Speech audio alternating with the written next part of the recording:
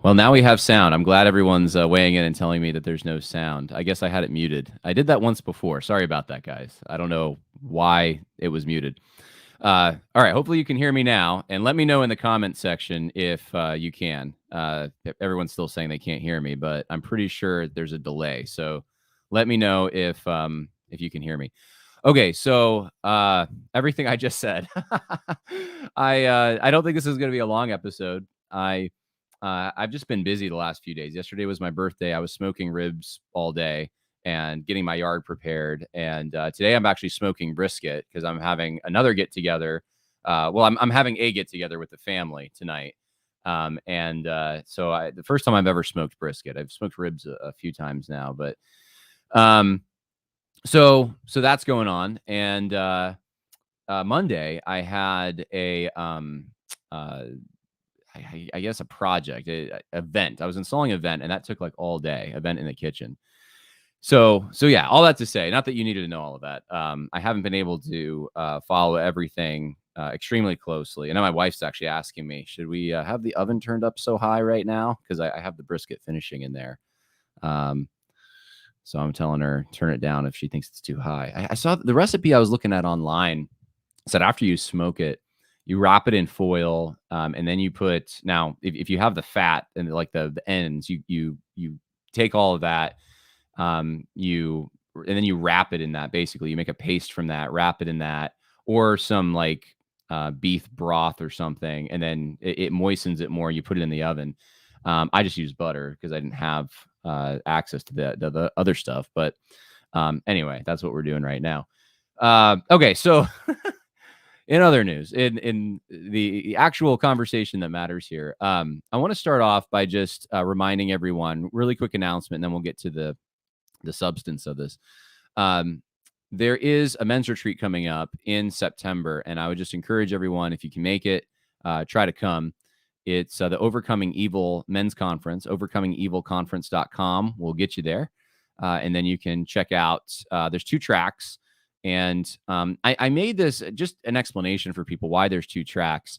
It's 3 days. The whole conference is 3 days. And part of the reason I did that was we had people coming from as far south as Georgia and as far west as I think like Ohio. Or no, we had someone actually from Wisconsin. And I just thought, having them there for a 2-day conference for like a Friday night into a Sunday morning, man, that's just not a lot. And so I created an extra day. So you come in Thursday night instead, Thursday afternoon, I should say, and you leave Sunday around lunchtime. And your meals are provided during this whole time. We actually have chefs that are trained at the culinary who are doing this. It's not your typical camp food. It's really good. We have a better facility than we did last year. And it's at a beautiful lake. It is kind of in the middle of nowhere. It is hard for some people to get to, but it's worth it when you get there. And if you haven't been there, you'll understand when you see it. So it's in Speculator, New York, at Camp of the Woods. And the second track is more just kind of like for locals, I guess, who they don't want to take off Friday or they can't take off Friday. So it's for those who just have the weekend. So it's cheaper. So it's $218 for 2 days. And for 3 days, it's $334. And I would just highly recommend. This is actually a really good price. And we've kept it this low as long as we can because we want as many people to come as possible. This is a different kind of setting than most of your conferences that you would go to where you don't have access to these men. These men are going to be there the entire time. The speakers will all be there and you can talk to them. You can hang out with them. You can go to a campfire, a hike, go out on a boat. You can just lounge around. It's all going to be good. And it's during the peak fall. So this is, if you haven't seen a mountain New York fall, it is pristine and beautiful. And so that's what's going on September 21st through 24th. And you'll have more than enough access to any of these men if you want to ask them questions or let them know. Share your story. I'm actually looking forward to hearing a lot of the stories from people who come. I always enjoy that.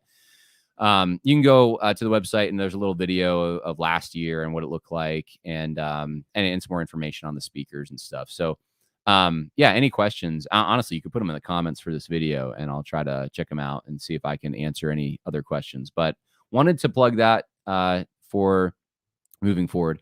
All right, let's talk about the subject for today, the subjects. It's kind of a news roundup. So I'm going to give you a few little things that people have sent me or brought to my attention over the last few days that I thought were kind of interesting or important. And it will all kind of jive together at the end. We're going to work towards a conclusion here, but I want to start off with something more, I guess I would say, political. So this is a interesting story from The Intercept. House Republicans accidentally released a trove of damning COVID documents. New documents show a scientist calling a lab leak highly likely after drafting a paper claiming the opposite. Well, that's interesting. House Republicans, the story says, on the subcommittee probing the origin of the COVID-19 virus appear to have inadvertently released a trove of new documents related to their investigation that shed light on deliberations among the scientists who drafted the key paper in February and March of 2020. The paper, published in Nature Medicine on March 17th, 2020, was titled The Proximal Origin of SARS-CoV-2 and played a key role in creating a public impression of a scientific consensus that the virus had emerged naturally in a Chinese wet market. You remember this? That this was the consensus opinion. The Gospel Coalition, I remember Joe Carter, I think it was, published an article at the time. And of course, the secular media outlets were doing the same thing. But he was basically saying that we shouldn't be entertaining conspiracy theories on lab leak theories and the idea that this came out of a lab because that's I guess that's dangerous. It was a threat somehow. Well, now we're finding out because now it's pretty accepted that this was a lab leak. Well, the interesting thing about this is it's not necessarily a recent, like, it's not that we found new information that confirmed it over time, even though I'm sure we did. It was more there was a political agenda going on. There were people at the highest levels looking at this whole issue at the time saying it's a lab leak in their private correspondences with one another. And yet, what did they actually put out there? They put out there the story that it wasn't. They covered up stuff. And so anyway, this story is out in The Intercept. I'm not going to read the whole story for you. It is fascinating, though. And just a little window into, and it's got screenshots, actually, from private communications. It's a little window into what happens at the highest levels of our government and the deception that you can find there. Now, moving on to the subject of the video, we're going to spend most of our time, which is the Moores and their legacy. And the Moores, I decided to put Moores because Beth Moore and Russell Moore, I would say both of their legacies are still present in the Southern Baptist Convention, even though they both left. And one of the things I was just going to sort of bridge here from just pointing this COVID thing out to the Moores legacy is, the ERLC, the Ethics and Religious Liberty Commission for the Southern Baptist Convention, has been one of the major issues in the Southern Baptist Convention. There's no doubt about it. Like that's, I think, what probably motivates conservatives, political conservatives in the convention, especially is, and even some theological conservatives. There's a lot of overlap there. But what motivates them to try to reform the SBC or to leave the SBC is a lot of stuff coming out of the ERLC.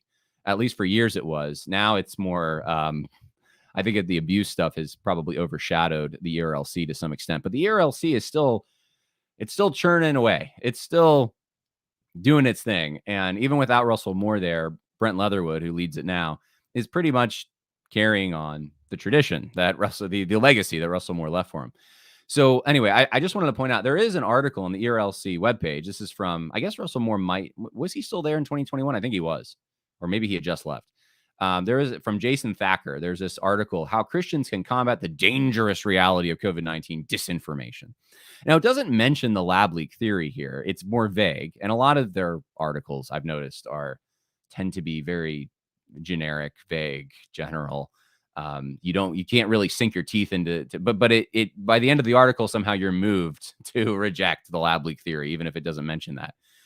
And so they did go out there and try to, one of the things actually in this is interesting is, it says we must begin to seek out information and insight from sources other than social media. Right. So so it says, although traditional sources of news are often ideologically biased as well, these news organizations and periodicals do have some level of accountability that is often absent of random users on these platforms. And so I just find it interesting. This is what the ERLC gave us in 2021. Don't trust social media. Trust the experts, because even if they're not perfect, they get it right more because there's accountability there. Well, we just saw in this particular article what accountability is really there. The House Republicans accidentally released a trove of damning COVID documents accidentally in 2023. And this all happened at the ground level in 2020. And we were not told until now.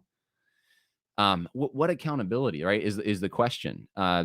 It's you're probably actually better off in some ways if you have to have a discerning eye for these things. But going to social media sometimes, like I'll give you an example. Like when something happens, like the French riots a few weeks ago, where do you go to find out information? I think most of us are going to Twitter now. Maybe we wouldn't have before Elon Musk took it over, and we realize that there's deception there. There's a lot of deception, but we also realize there's certain accounts that seem to be more trustworthy. And if we can identify those accounts and follow those accounts, and they're giving us on the ground video and primary sources, we trust that more than we trust MSNBC or even Fox News. I think that's all happening, I think, in real time. We're all approaching that. And I think this scares people who are in more established news professions. Not that the ERLC is a news outlet, but I think they think of themselves as a think tank that and there's overlap with news outlets in that, in a way that they comment on the news and they're a reputable source. So anyway, so let's see, what do I want to do first, JD Greer or this thread? Let's do this thread because we're on the ERLC.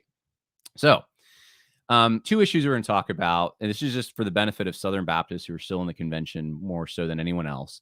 If you're not a Southern Baptist and you say, I don't really care what the ERLC is doing, that's fine. I mean, I think there's some application here, hopefully, for wherever you're engaged, whether that's a denomination or Christian ministry. But this is really more for the Southern Baptists who are still in the denomination and listening. So they're just aware this is this kind of stuff that's going on. Pastor Sean Mathis put out this interesting thread on Twitter, and I just want to read this to you. This is about the Nashville Nashville massacre victims. A GoFundMe was set up for the Nashville massacre victim, Mark Hill's burial. He was a custodian for Covenant, which is the school that, of course, this individual who happened to be transgender, who shot up this Christian school. This is the person who was a custodian there. Also, another victim had a GoFundMe, while one well-known father at Covenant will leave no stone unturned, suppressing the manifesto. Okay, so it's saying there's two funerals here for victims of this that they couldn't actually pay for it. They needed money. Hill, 61, was a beloved custodian at the school, police said, and a father of 7 children. Known as Big Mike to students, Hill was a member of the facility's kitchen staff, according to the school website. Hill loved to cook and spend time with his family, according to a family statement obtained by CNN. He had 14 grandchildren. We would like to thank the Nashville community for all the continued thoughts and prayers. As we grieve and try to grasp any sense of understanding of why this happened, we continue to ask for support, the statement said. We pray for Covenant School and are so grateful that Michael was beloved by the faculty and students who filled him with joy for 14 years. Nashville parents set up a GoFundMe page to help support his family and their funeral expenses. Thus, reporting on Covenant families paying for the burial of the murderers of their children caught my attention last Saturday, Pastor Mathis says. So this is the interesting thing. So just to establish what's going on here, you have victims of the shooting who have a GoFundMe set up, right? Where does the ERLC, and it's not maybe the whole organization, maybe it's Brent Leatherwood, but where does Brent Leatherwood, who's in charge of the ERLC, where does he put his emphasis, his time, his concern? Where is that directed? Pastor Mathis says, one of the things that stunned me, he's quoting here from a news article at CBN. One of the things that stunned me to learn was that the Covenant families had pulled together and paid for a funeral of Audrey Hale, the shooter. One of the things that stunned me, so he said, he goes through this story. Further research shows that another victim, 9-year-old William Kinney, was also a GoFundMe set up by friends to cover funeral costs, also had one. And it gives a description of him. Brent Leatherwood, president of the Ethics and Religious Liberty Commission, has children at Covenant. He has kids there. While bemoaning our culture of anger and animosity, there was no comment from him on the attacker self-identifying as a male. So he doesn't even, this is the person who's the head of the Ethics and Religious Liberty Commission. You'd think if anything would affect that particular, religious liberty ethics, you'd kind of be like, hey, was this motivated by a hatred for Christianity because they don't accept transgenderism? Or could that even be a possibility? Maybe we should look into this. Is this, and now didn't we just recently have another issue like this in Pennsylvania, if I'm not mistaken? So anyway, and so I know the Lord is revealing to me all the ways he wants this commission and our SBC churches, so he's talking about the ERLC, to be a voice for the voiceless, to speak up for the marginalized, to truly be a servant of the widow, the orphan, and the vulnerable. And Leatherwood said, because each day when I see the three little survivors of the Covenant school shooting in my home, I know that I cannot be quiet and cannot stand idly by while our culture tears itself apart. But you should know, Leatherwood added, the parents and families have asked our attorneys to leave no stone unturned as we pursue our objectives to keep all these writings out of the public domain. So literally, the Ethics and Religious Liberty Commission for the Southern Baptist Convention is doing everything in their power to make sure that you don't know the motives of self-described Audrey Hale. You don't know what this was really about. And I mean, it's so weird to me. It strikes me as so weird. The things that they choose to be really concerned over, and like leaving no stone unturned. And meanwhile, you have victims of the shooting who are wanting to know, what did they die for? What did they die for? The brother of the Covenant custodian, Reggie Hill, wants the manifesto released. Hill expressed confusion about why this particular shooter's writings haven't been released to help give closure to a tragic situation. I mean, it stands to reason. I mean, equal weights and measures. It's like all the other ones get released, right? Just about. And especially if it's like any like narrative they can use to promote the idea that it's white supremacy or something, that they release those. He said he's been experiencing added grief and stress from all the rumors and myths floating around. For me personally, he said, not knowing the shooter's true motives leaves a large void in my heart and in my brother's story. Leatherwood used the tragedy to promote more gun laws. Remember that? Red flag laws in the state of Tennessee. Again, there was no comment about the butcher's unstable state and easy access to guns. Using the T word will block this post, so troon is often used instead. Such people are highly unstable. As a former news and opinion writer for now Axios, I keep up on certain events such as the Nashville Massacre. As an attack upon God's people and his little children is a tragedy I'll never forget. End of thread. Well, the priority of the ERLC is just way out. It's just way out there. I don't even know what to say. Like, this is right in their backyard. So the question is, like, do you want if you're in the Southern Baptist Convention, do you really want your offerings going to the ERLC? It's been the question for years, but it's still the question, because this is exactly the way Russell Moore would react to something like this. He would signal about, we got to love the marginalized and all this, and then he would use it to somehow promote something on the left, some kind of like gun legislation, some kind of let's not blame the transgender, or let's not like attribute some of this to the mental instability caused by transgenderism. That's not being civil. Like this is the same kind of approach Russell Moore would take. And it's like, this is the organization you're actually funding literally to deal with these kinds of issues. You had one job, right? You had one job. And being aggressive on something like this would you'd think be like a no-brainer. Like, this is we are seeing an increase in this mental instability caused by encouraging some of these gender and sexual anarchy. And that something like this should be a wake-up call and a reminder that these things are not good, that these things are dangerous. It's not the gun that's the dangerous thing, it's the person using it. And the person using it was obviously had a problem. There was evil there that was manifested. You're not allowed to say that. You don't hear that language coming from people like Brent Leatherwood, though. Okay, the next thing I wanted to share with you is Philip Bethencourt. Now, I think he's a pastor in Texas. He was affiliated. I don't know if he still is affiliated with the ERLC. He may be, but he was very close to Russell Moore. In fact, Russell Moore's last book, he, I think, dedicated it to 2 people. One of them was Philip Bethencourt.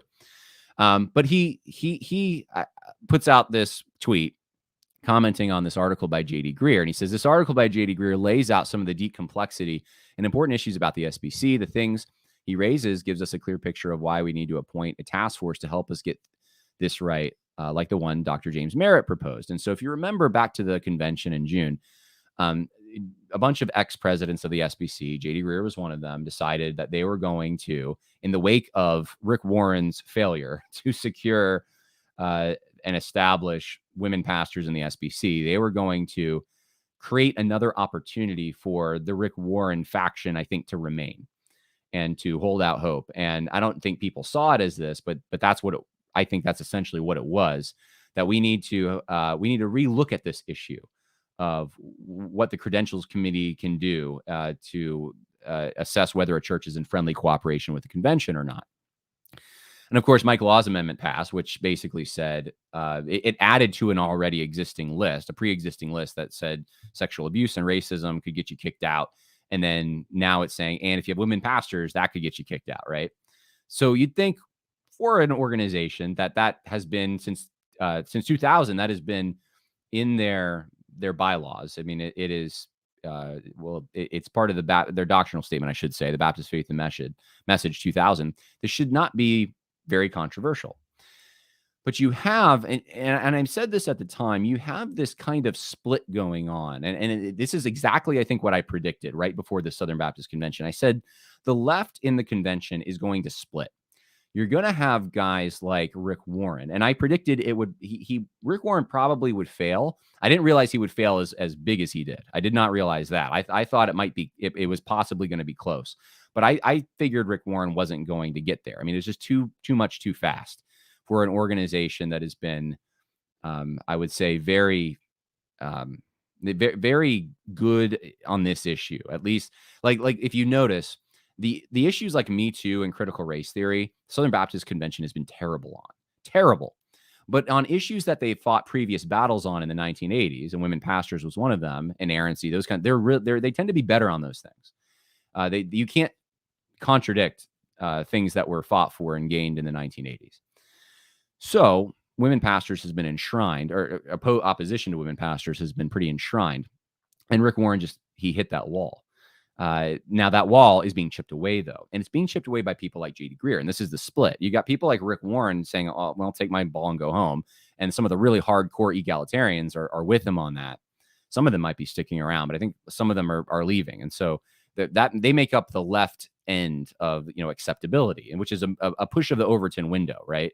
That they're even taken somewhat seriously. But you have now the J.D. Greers of the world and the James Merritts of the world and Ed Littons of the world. They're all pushing kind of the same thing through a different route, through an indirect route. And they are the acceptable, like they're not super left. They're more moderate. They'll even tell you they're conservative. And so they know how to talk to Southern Baptists in such a way that they can keep a saddleback in the convention, right? If they approach it in the right way with the right words. So Brent Leatherwood really, or not Brent Leatherwood, sorry, that was Philip Bethencourt, really, admiring this, and I think there was a number of other Southern Baptists who agreed with J.D. Greer. I think even James Merritt came out and was agreeing, and so there's this clarion call here that J.D. Greer is putting out there. This is a signal for Southern Baptists. He's signaling the direction that he's going to go. And I'd say with him, you're probably talking, because I think you have the Al Mohler, which, remember, a few years ago, Al Mohler was seen as more on the left. He was moderate to left because of his big push for the Me Too stuff, his big, his basically somewhat of an endorsement of critical race theory, at least aspects of it, and certainly hiring people who taught aspects of it at his seminary. The homosexual orientation issue. There was a couple things that really put him into this position of being more on the left, veering left. And he was rejected in 2021, right? Mike Stone almost, I mean, it was close. Mike Stone actually beat, though, Al Mohler. And that was a surprise to some people. Well, Al Mohler, I think, is getting a revitalization now. He is now becoming the conservative. He's positioning himself as the conservative champion here. And so this is the new, I think things are shifting in a way. You have a split on the left and you have a split on the right. So you have like the Rick Warren folks that like the heavy egalitarians who honestly they don't belong in the SBC, but some of them are still in there. Then you have the JD Greers who are pushing the needle left, but they say they're conservative. And then you have the Al Mohler group, who now is probably the more powerful group in the supposed conservatives, even though a few years ago he wasn't. He wouldn't have been considered a conservative by actual conservatives in the convention. And then you have on the other side, I guess you have like a younger kind of like the American reformer crowd, the abolitionist crowd. There's kind of an alliance there. Those guys, I'd say Founders is probably somewhat connected to this. I think maybe tangentially CBN is connected, is somewhat connected to, but there's kind of like a more aggressive kind of right wing kind of position. And so you have in the center, you'd have JD Greer, I'd say, and Al Mohler. Those are your options if you're in the Southern Baptist Convention right now for forging ahead. And JD Greer is signaling what I think most of the elites, because I think most of the elites are with Greer, are going to be probably pushing. And I would think this would probably include Danny Aiken. And of course, all the presidents who were supporting the amendment by James Merritt in June. I don't know. I don't know to what extent, but I think a lot of the professors at the seminaries probably would be, they'd be with JD Greer. He is influential, even though he's not the president of the Southern Baptist Convention anymore. And this is what he wrote: a time to come together, the unintended effects of the law amendment, In 2010, Nancy Pelosi urged Congress to pass all 828 pages of Obamacare regulations just minutes after it had been posted, before anyone had a chance to read it. Let's just pass it, she said, and then we'll figure out what's in it.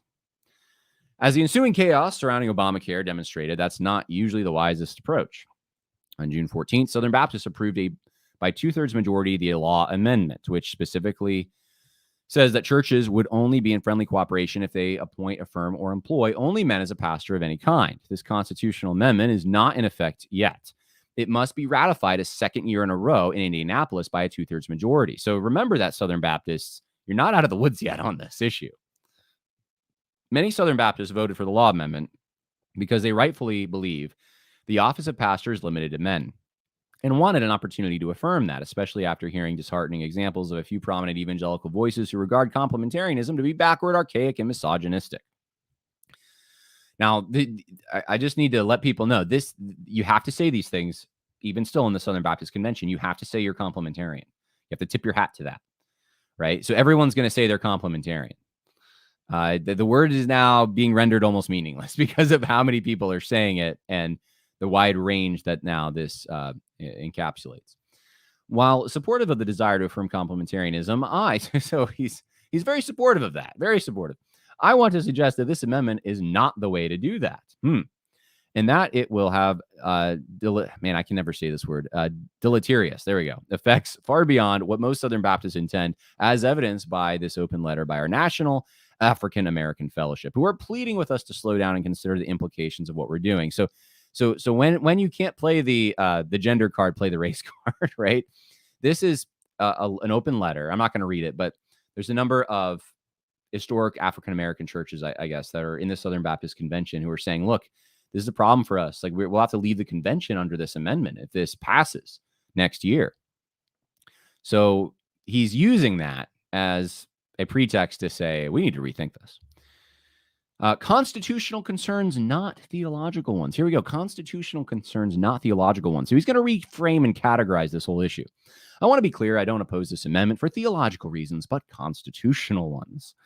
Advocates of the amendment have expressed a desire to see support of complementarianism clarified and strengthened in our convention, and I support that.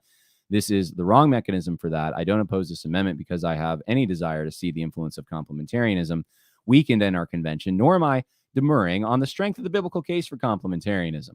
I share the same convictions as those who authored the amendment. I believe that there are only two offices in the church, pastors and deacons. I believe that God has reserved the role for men, an application of the principle of male headship he wove into creation. At the Summit Church, while we celebrate many women in our leadership, we have no female pastors or elders. I believe complementarianism is essential to Baptist faith and practice, a defining feature of our convention, and I'm grateful our Baptist faith message makes that clear. I thought a few years ago that there was a whole issue about this, like that at Summit Church, they had women preaching to mixed audiences. They just didn't call them pastors or Sunday schools or something. Anyway, and that would actually be consistent with the kinder, gentler complementarianism that Danny Aiken wants. We just don't give them the office of pastor, but they can still fulfill the function in some ways. I do oppose this amendment because it binds the hands of the Credentials Committee from differentiating between those churches who have committed, to use Al Mohler's words, a grievous error, in this case, rejecting complementarianism. So, by the way, he's identifying who their main opponent is. And I think they want that. They want Mohler to be the main opponent, I believe. That's actually good for them. If you can make him the representative of the right. And of course, the credentials or the executive committee for the Southern Baptist Convention actually appointed Al Mohler to be there to represent them at the convention. So this is already happening. It's just they're not pointing to people with a conservative track record here, who oppose the Me Too stuff, who oppose the CRT stuff, who oppose the soft pedaling of homosexuality. They're picking someone who's good in this one area, but really didn't do well in those others. Which is fascinating to me, that this is the way. But Al Mohler has some credibility. He's a known commodity. So he's identifying Mohler. Mohler's going to be the hurdle for these guys. But I think it's better for them to do it because Mohler actually has a lot in common with them on these other issues. And I think he's been proven before that he's defeatable. So those, I believe, simply have a nomenclature problem. Since the conservative resurgence, we have sought to be united on primary things: salvation by faith, bodily resurrection, inerrancy, and secondary things: complementarianism, believers' baptism, regenerate church membership.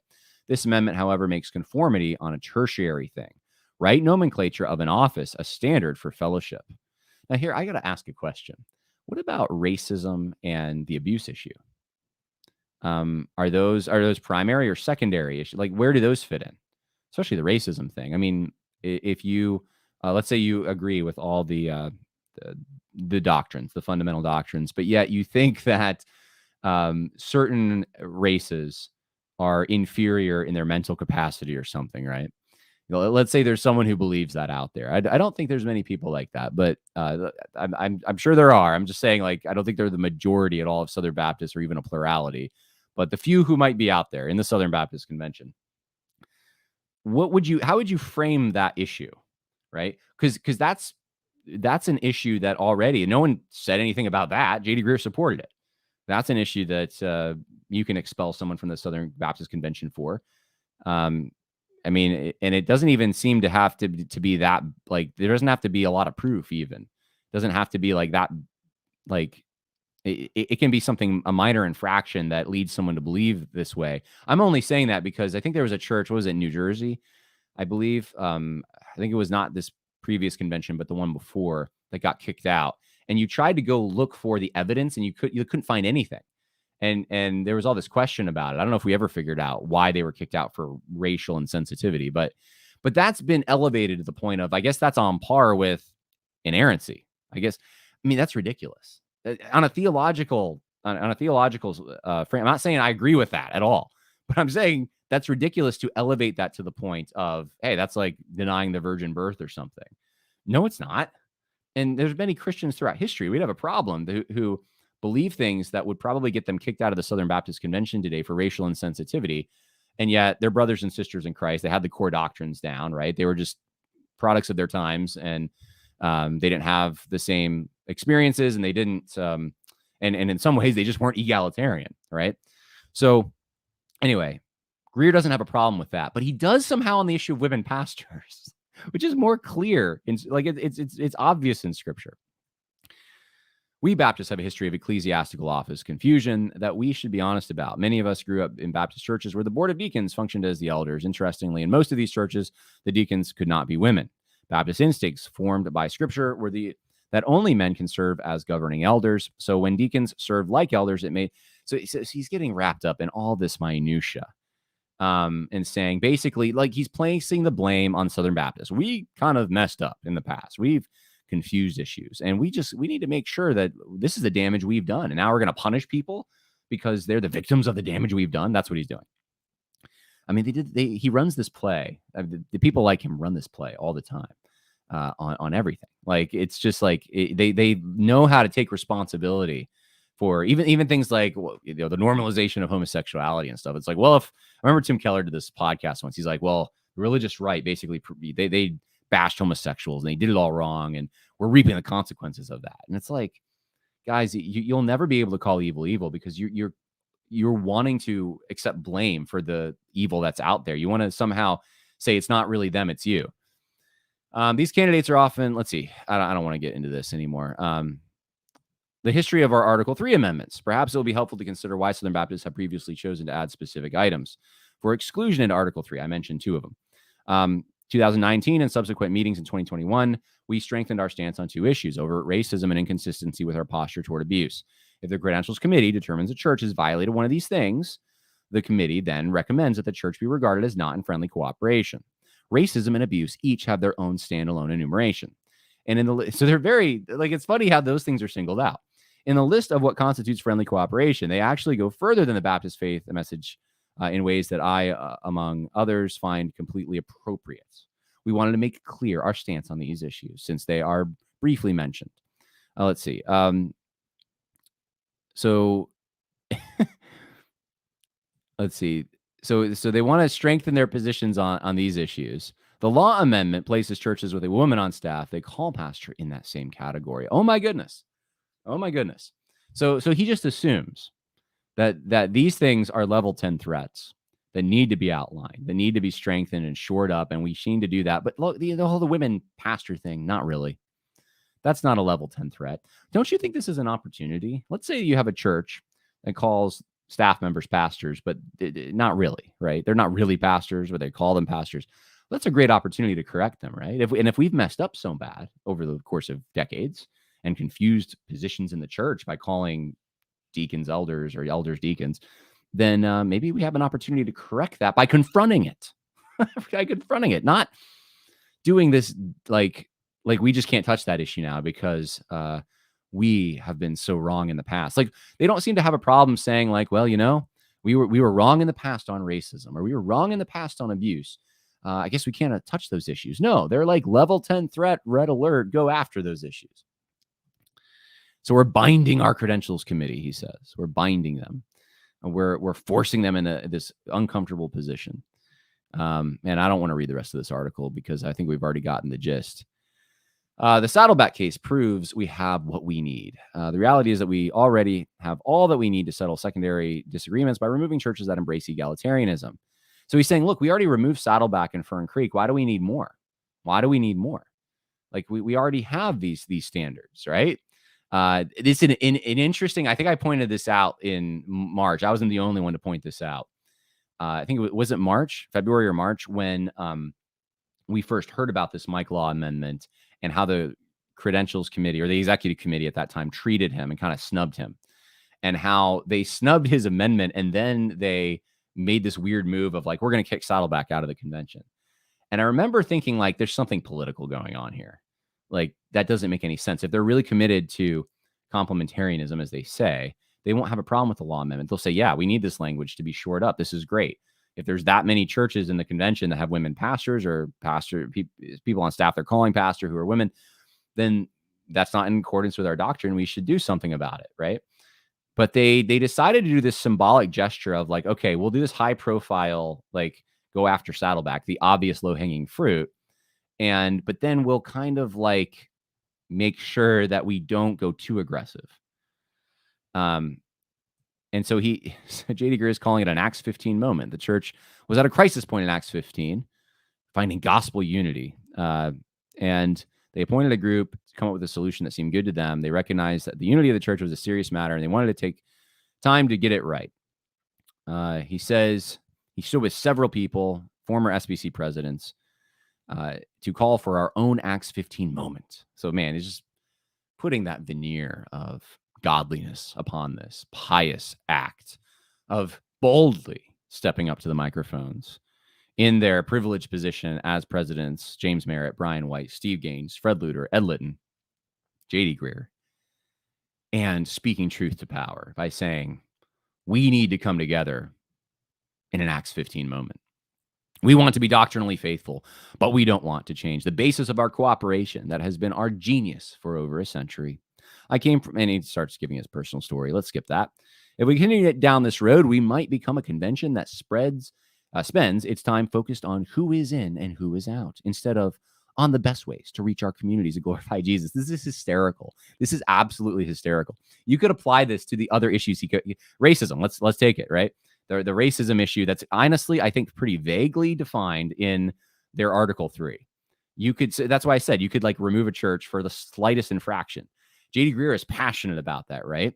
How come you couldn't apply this logic to that and say, well, if we continue down this road, we're going to be making distinctions about who is in and who is out, instead of the best ways to reach our communities and glorify Jesus? You have to have standards if you're going to glorify. If you don't have standards, then you people don't even know what Southern Baptist means anymore. It actually hampers your ability to glorify Jesus. It creates more confusion, the kind of confusion he says he wants to get away from. If you want a harbinger of that, just take a look at the Southern Baptist social media feeds right now. Right. Is this what we want our convention to be about? I'm tired of you're part of it, J.D. Greear. You're part of it. I'm tired of micromanaging churches. I want to be about the Great Commission. There are too many people on their way to hell for us to. Okay, so basically, the people who are concerned about women pastors are apparently, this is the same thing that James Merritt did about critical race theory a few years ago at the convention. If the people who are concerned about that would follow the Great Commission, the world would be saved. But they're just too busy fighting online about critical race theory. He's saying the same thing. If you're too concerned about fighting against women pastors and keeping doctrinal integrity, then you're somehow against or taking resources away from those who could be getting saved right now. And it's like, man, both of them are important. Both of them are important. Doctrinal integrity is important.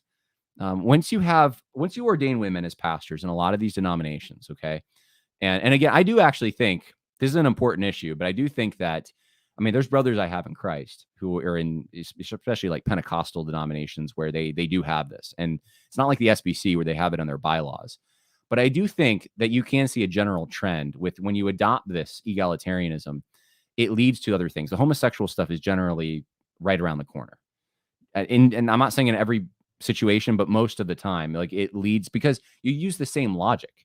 It's like, well, we have these passages, but what's the overarching theme of Scripture? I guess it's love. So we don't have to obey these passages because we're obeying the command to love or something like that. Okay, he's saying many of our sisters are deeply discouraged. So also, you're making women cry, right? This is the other thing. You're making the women upset by doing this because they're faithful, and you're confusing them. And and then let's skip through the end here. He says so he says he references our African American brothers and sisters again. So it's like so there's all these classes that you don't care about if you care too much about women pastors being in the convention and wanting to see them not in the convention. You are against the sisters we have in the convention who are deeply troubled by this. You are against African American churches historically who are going to leave the convention over this, and you are against sinners who need the gospel. So there you go. That's how terrible you are, according to J.D. Greear. Now, J.D. Greear, the reason I'm bringing this up is because I think that J.D. Greear is signaling what they're all saying, what they're all thinking, as far as the people on that more leftward side. So anyway, I'm trying to think if there's anything else. There's kind of some controversies brewing on Twitter, but I don't think I want to weigh in on them right now, to be honest with you. I will say this. I'll say one thing, because I have a tweet that's kind of going, I think, mini viral right now, if I'm not mistaken. There seems to be a controversy right now over whether or not men should allow their wives to read theological books without their, I guess, knowledge or something like that. Like, do you trust your wife to go read theological books? And I don't want to get into the whole weigh in on everything concerning this, because we'd have to look at a number of different situations, I think, and every situation is going to be a little different. But I would say this: men actually have a responsibility to lead. And one of the things involved in leading is protecting the weaker vessel. I don't think that means just weaker physically. I think that, and I don't think it means women are stupid at all. In fact, I think women are very smart. In fact, my wife understands things sometimes I don't understand. She has insights I don't sometimes have. And I think it's because of the way God's wired her. It's not that I can't, access those things. I'm not saying that there's a standpoint theory thing going on here. It's not that I can't understand, but I think she's naturally more predisposed to want to nurture, and she has this maternal instinct, and it's a beautiful thing God's given her. But that also that's why it's good when there's a husband around, and or if the woman's younger, a father around, or if neither of those things, at least a pastor around, to temper that with reality, with hey, that person says they're a victim, your heart's going out to them, but they might not be. Or maybe they're a victim, but you can't really do much about it. And so you're getting sucked into this movement that you can't really, it's just not for you. It's not, it's not, your maternal instincts are cranking up at full steam here, but you need someone who's not going to have those instincts as strongly to look at the situation a little more objectively sometimes, right? That's just one example of it. Let's say my wife sometimes, though, will see people in need where I won't see them because she has that, right? And so she'll point it out, and I think that's so helpful. So we complement each other. I want to say this. I've heard the story many times. I don't want to say most, but a lot of the churches that go social justice or woke, it starts in the women's book study. It's a women's book study, and they get together and they're reading Color of Compromise. They're reading, some other book that's woke. They're reading, I'm trying to think of the names of some of the prominent books that were used most often. Now I'm drawing a blank, even though I've written about a lot of these, but some book that's influenced by critical race theory. And that's where it starts. It starts with the women. They have this like maternal instinct that kicks in. It's like, we got to help these victims. And they're not thinking through it necessarily in a way that men are more wired to think through it, perhaps. So all that to say, I think if when pastors have more oversight over those things, or at least knowledge, husbands have knowledge too of what's going on, you can kind of, you can avoid some of these pitfalls. And so that's all I want to say about it. I know it's raging on Twitter right now, this whole argument, but I just think that there is wisdom in husbands at least knowing kind of what wives are. I think that's part of like being their a spiritual leader, knowing what they're digesting and recommending things. I'll just tell you, I'll be transparent. I'll tell you what I do with my wife. I do not tell my wife what to read. I don't, I mean, there are times maybe I'll be like, let's read this passage, but I don't like with her personal reading, she can read what she wants. And I have a trust with her. I think that she generally picks good things to read. However, I do have conversations with her and I do ask her about things, and I do want to know kind of what she's consuming in general. And I haven't had any problems with my wife in this way. I haven't found she's reading something that's damaging or something to her or to the family or anything. But I do want to make sure that I do know what's going on just to have a relationship, but also because my job is to protect her. And there have been times, I'll say this, it hasn't been books, but on social media, there's been times when she's been influenced by things and I've had to go have a discussion with her about it. And I've told her, do not follow that person on social media anymore, please.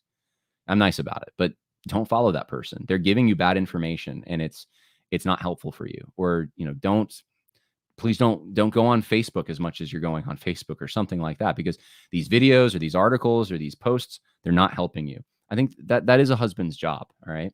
And I think a wife, by the way, my wife has come to me and expressed concern sometimes with things that I might be looking at for, that might not be helping me. Usually things in the news that are discouraging too much. It's like, John, you gotta go outside, get a breath of fresh air, right? That's because we're guys. We're like, in battle mode. So, all right. I just wanted to weigh on that real quick. Go to the comment section. Oh man, this is really nice. Violet, thank you so much. Happy birthday, John, she says. And she gave $10 in a super chat. That's very nice. Thank you so much. Very kind of you. Let's see. Lots of good comments here. I got to actually run. I got family coming in right now and I got to take the brisket out of the oven. But Scott says a pastor should know what each Sunday school or Bible study is reading or studying. Yeah, the shepherds, that's how you like, what are you feeding the sheep, right? Like it's kind of like the shepherd analogy there makes a lot of sense. Um, Nicholas says, it depends on the woman. I know some women who can be trusted to decide what theological books to read. I know someone who need protection in that regard. And again, I think there's levels of this. That's why every situation is different, right? I think in general, though, the real question here is where is what is the husband's role? Is the husband supposed to protect? And and if that's the case, then it's there's nothing wrong with a husband saying, you know what, I'd rather have you not read that right now, or read it with me, or to protect you because I love you. I know this is so politically incorrect, isn't it? Like hampering her freedom or something. It's just, I don't know. With my wife and I, though, this works kind of naturally and organically, and we sharpen each other, and we don't run into issues over this stuff really. But if there are couples, I'm sure who do, and okay, I need to run, but hey, I appreciate everyone who hopped on the live chat with me. God bless. More coming. I'm hoping I can get a podcast out tomorrow. I might not be able to. I got a doctor's thing in the morning, and I'm going to be gone for a while. So we'll see if I can get to it. If not, though, I'll definitely come back on. I'll try to put something out on Saturday, so you'll have a podcast over the weekend. God bless.